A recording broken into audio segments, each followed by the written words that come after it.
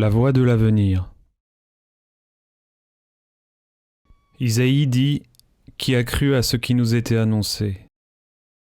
Qui a reconnu le bras de l'Éternel ? Il s'est élevé devant lui comme une faible plante, comme un rejeton qui sort d'une terre desséchée. Il n'avait ni beauté, ni éclat pour attirer nos regards, et son aspect n'avait rien pour nous plaire. Méprisé et abandonné des hommes, homme de douleur et habitué à la souffrance, semblable à celui dont on détourne le visage, nous l'avons dédaigné, nous n'avons fait de lui aucun cas. Cependant, ce sont nos souffrances qu'il a portées, c'est de nos douleurs qu'il s'est chargé, et nous l'avons considéré comme puni, frappé de Dieu et humilié. Isaïe 53, 1-4. Car un enfant nous est né, un fils nous est donné, et la domination reposera sur son épaule. On l'appellera admirable, conseiller, Dieu puissant, Père éternel, Prince de la paix. Isaïe 9, 6. Jean dit, et la parole a été chère, et elle a habité parmi nous, pleine de grâce et de vérité. Et nous avons contemplé sa gloire, une gloire comme la gloire du Fils unique venu du Père. Jean 1, 14. Isaïe dit, le désert et le pays aride se réjouiront. La solitude s'aiguera et fleurira comme un narcisse, elle se couvrira de fleurs et tressaillira de joie avec chants d'allégresse et cris de triomphe. Alors s'ouvriront les yeux des aveugles, s'ouvriront les oreilles des sourds, alors le boiteux sautera comme un cerf et la langue du muet éclatera de joie. Car des eaux jailliront dans le désert et des ruisseaux dans la solitude. Le mirage se changera en étang et la terre desséchée en source d'eau. Dans le repaire qui servait de gîte aux chacals, croîtront des roseaux et des joncs. Il y aura là un chemin frayé, une route qu'on appellera la voie sainte. Nul impur n'y passera, elle sera pour eux seule. Ceux qui la suivront, même les insensés, ne pourront s'égarer. Isaïe 35, 1-8. Écrit de la main de C.J. Jung, en l'année du Seigneur 1915 dans sa maison à Kuznach, Zurich. Si je parle dans l'esprit de ce temps, il me faut dire « Rien, ni personne, ne peut justifier ce qu'il me faut vous annoncer. » Me justifier est superflu, car je n'ai pas le choix, il le faut. J'ai appris qu'outre l'esprit de ce temps, un autre esprit est à l'œuvre, celui qui règne sur les profondeurs de tout ce qui fait partie du présent. L'esprit de ce temps veut entendre parler d'utilité et de valeur. Je le pensais moi aussi, et ce qui est humain en moi le pense encore. Mais cet autre esprit m'oblige néanmoins à parler par-delà toute justification, toute utilité et tout sens. Empli de fierté humaine et aveuglé par l'esprit présomptueux de ce temps, j'ai longtemps cherché à tenir cet autre esprit à distance. Mais je n'ai pas pris en compte que l'esprit des profondeurs fut de tout ce temps et sera pour tous les temps plus puissant que l'esprit de ce temps qui change au fil des générations. L'esprit des profondeurs a soumis toute la fierté et tout l'orgueil du discernement. Il m'a ôté la foi en la science, il m'a privé de la joie d'expliquer et de classifier, et il a fait s'éteindre en moi l'enthousiasme pour les idéaux de ce temps. Il m'a contraint à descendre vers les choses ultimes et les plus simples. L'esprit des profondeurs s'est emparé de mon entendement et de toutes mes connaissances, et les a mis au service de ce qui est inexplicable et qui va à l'encontre du sens. Il m'a privé de la parole et de l'écriture pour tout ce qui n'était pas au service de cette seule chose, cette fusion du sens et du contresens qui produit le sursens. Mais le sursens est la voie, le chemin est le pont vers l'avenir. C'est le Dieu à venir, et ce n'est pas le Dieu à venir lui-même, mais son image, qui apparaît dans le sursens. Dieu est une image, et ceux qui l'adorent doivent l'adorer dans l'image du sursens. Le sursens n'a pas sens, pas plus qu'il n'est contresens. Il est à la fois image et force, magnifiance et force réunies. Le sursens est commencement et but. Il est le pont du passage et de l'accomplissement. Les autres dieux sont morts de leur temporalité, mais le sursens ne meurt pas. Il se transforme en sens, puis en contresens, et du feu et du sang de la collision des deux s'élève à nouveau rajeuni le sursens. L'image de Dieu a une ombre, le sursens est réel et projette une ombre.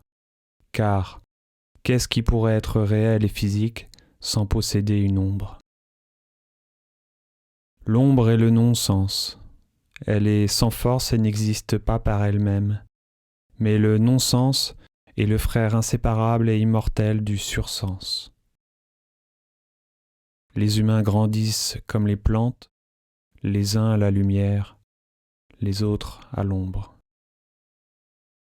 Nombreux sont ceux qui ont besoin de l'ombre et pas de la lumière.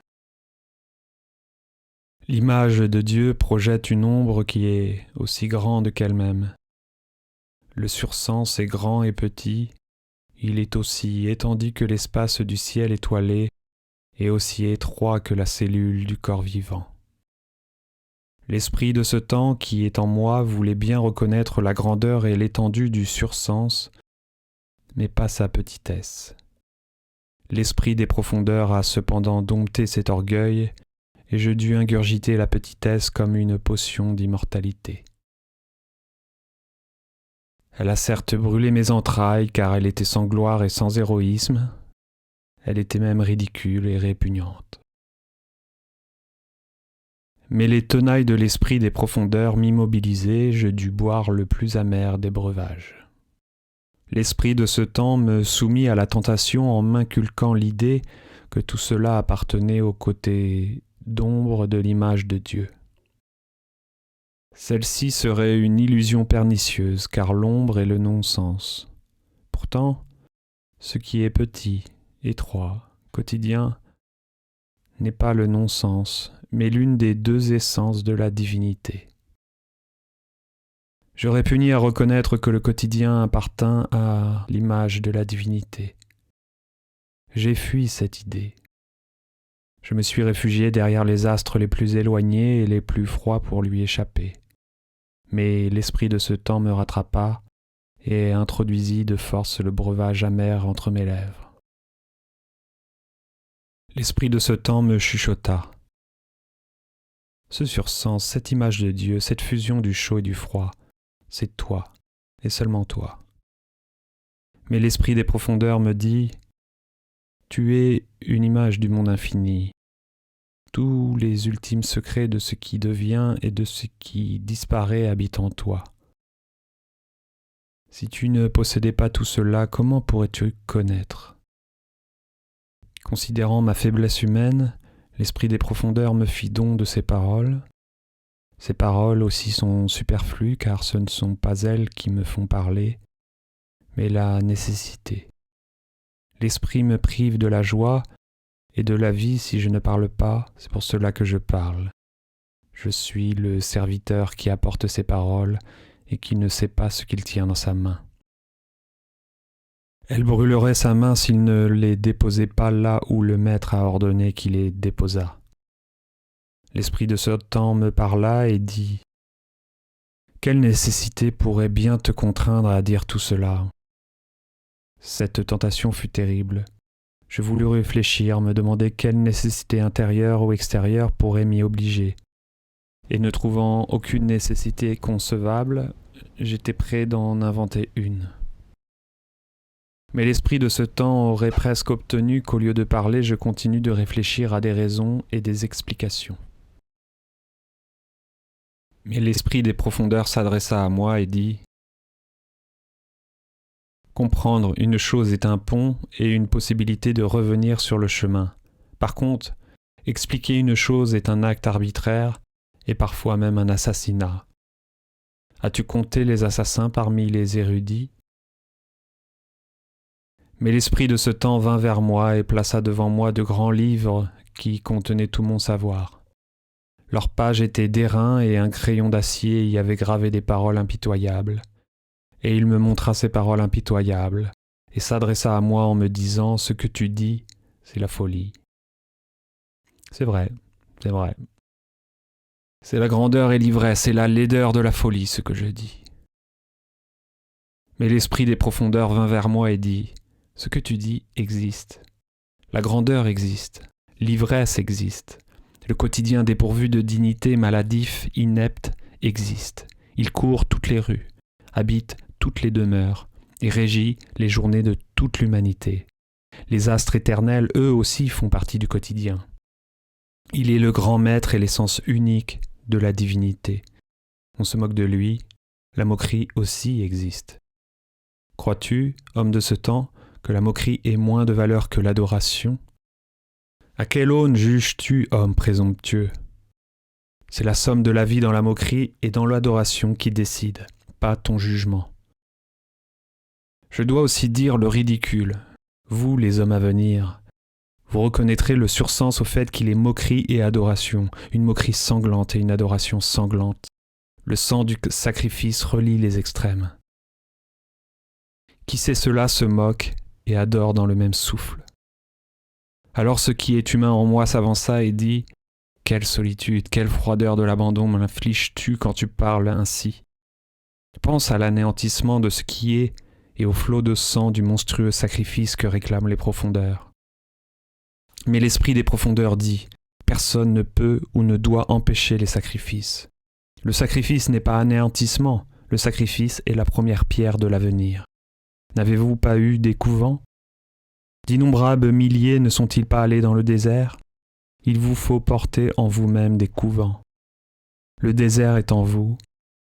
Le désert vous appelle et vous retient. Et quand bien même vous seriez enchaîné par le fer au monde de ce temps, l'appel du désert brise toutes les chaînes. En vérité, je vous prépare à la solitude. Ensuite, ce qui est humain en moi se tue. Mais il arriva à ce qui est spirituel en moi quelque chose que je dois appeler la grâce. Mon langage est imparfait. Ce n'est pas par désir de briller avec des mots, mais par incapacité à trouver ces mots que je parle en images. Car je ne peux exprimer autrement les paroles des profondeurs. La grâce qui m'advint me donna suffisamment de foi, d'espérance et d'audace pour ne pas résister plus longtemps à l'esprit des profondeurs. Et pour parler avec ces mots, avant d'avoir le courage de le faire réellement, j'avais besoin d'un signe visible qui me montra que l'esprit des profondeurs en moi était en même temps le maître des profondeurs des événements universels. Il advint en octobre de l'année 1913, alors que j'effectuais un voyage seul, que je fus soudain, en plein jour, assailli par une vision.